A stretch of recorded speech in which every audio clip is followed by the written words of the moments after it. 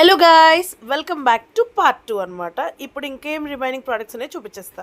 Next వచ్చేసి cake tins తీసుకున్నా. నేను కేక్స్ అవి ప్రిపేర్ చేస్తుంటాను.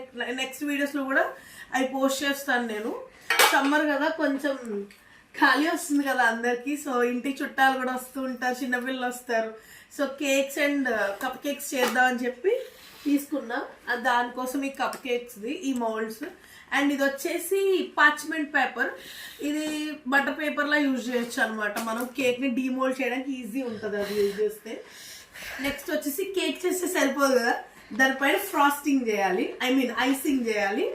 దానికి ఇది క్రీమ్ నాజిల్.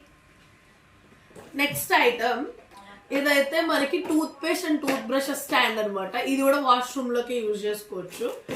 నెక్స్ట్ వచ్చేసి ఇది ఇంకొకటి, ఇది సోప్ స్టాండ్. యాక్చువల్గా నేను మల్టిపుల్ సోప్స్ వాడుతుంటా, సో అందుకని ఎక్కువ సోప్స్ ఒకేసారి మనం పెట్టుకోవచ్చు, బాగుంటుంది.